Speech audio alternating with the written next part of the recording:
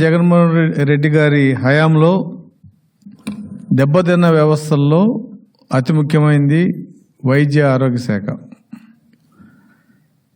ఆరోగ్యశ్రీ అనేది ఆ రోజు రాజశేఖర రెడ్డి గారి కళ్ళ పంటది. ఆయన ప్రవేశపెట్టాడు. తర్వాత వచ్చిన చంద్రబాబు నాయుడు గారు కూడా దాన్ని కంటిన్యూ చేయటమే కాకుండా దాన్ని ఇంప్రూవ్ కూడా చేశారు.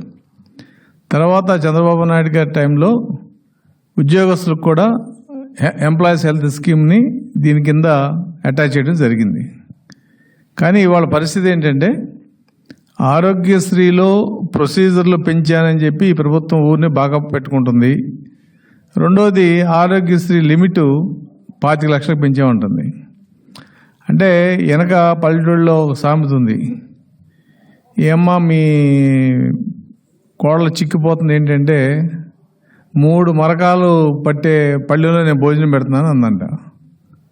అంటే పెద్ద పళ్ళెంలో భోజనం పెడుతున్నాం అనేది కానీ అందుట్లో ఏం పెడుతున్నాం అని చెప్పరు. ఇప్పుడు ఈయన పరిస్థితి కూడా అలాగే ఉంది. నేను ఆరోగ్యశ్రీలో 2500 దాదాపు ప్రొసీజర్లు ఉన్నాయి. 25 లక్షలకి సీలింగ్ లిమిట్ ఉంది. ఇవాళ హాస్పిటల్స్కి, నెట్వర్క్ హాస్పిటల్స్కి 1200 కోట్లు బాకీ ఉంది. వాళ్ళు మేము చేయమని చెప్పారు. ప్రజలు ఎక్కడికి వెళ్ళాలి? పేదవాళ్ళు. నువ్వు ఇచ్చిన 2500 ప్రొసీజర్లు ఏంటి? అందులో ఎన్ని రెగ్యులర్గా వాడతారు? ఆరోగ్యశ్రీలో ఎక్కువ సర్జరీలే హాస్పిటల్స్ టేకప్ చేస్తున్నాయి. ప్రైవేట్ హాస్పిటల్స్ అయితే ఎవరు వెళ్ళినా కూడా ఇదిగో ఇది ఆరోగ్యశ్రీ కింద రాదు, మాకింత అవుతుంది. ఒకవేళ ఆరోగ్యశ్రీ కింద రావాలంటే ఆ బాకీ అమౌంట్ ఎంత అవుతుందో, ఇప్పుడు 70,000 ఆరోగ్యశ్రీ అవుతుంది, 1,00,000 అవుతుంది అనుకుంటే 30,000 నువ్వు కట్టాలి. కడితే జాయిన్ చేసుకుంటామని చెప్పి చెప్తున్నారు స్పష్టంగా. అలాగే 25 లక్షలు దేనికి ఉపయోగపడుతుంది?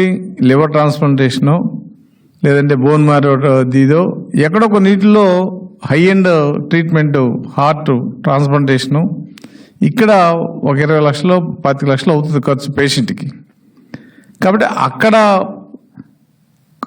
ఖర్చుని నువ్వు పెంచితే సామాన్యమైన జబ్బులతో బాధపడే ప్రజలు, ముఖ్యంగా రూరల్లో ఉండే ప్రజలు ఆరోగ్యశ్రీకి ఇవాళ ఎవరికైతే అందట్లేదు. నువ్వు ప్రొసీజర్లు పెంచావు. ప్రొసీజర్ అంటే ఏముంది? ఇదిగో ఏళ్ళకి ఆపరేషను, 2 ఏళ్ళకి ఆపరేషను, 3 ఏళ్ళకి ఆపరేషను, 3 ప్రొసీజర్లు అవుతాయి. ప్రొసీజర్కి ఎంత? ఇదిగో దీనికి 6,000, దీనికి 8,000, దీనికి 11,000. అట్లా నువ్వు 2,500 ప్రొసీజర్లకి రేట్లు పెట్టావు.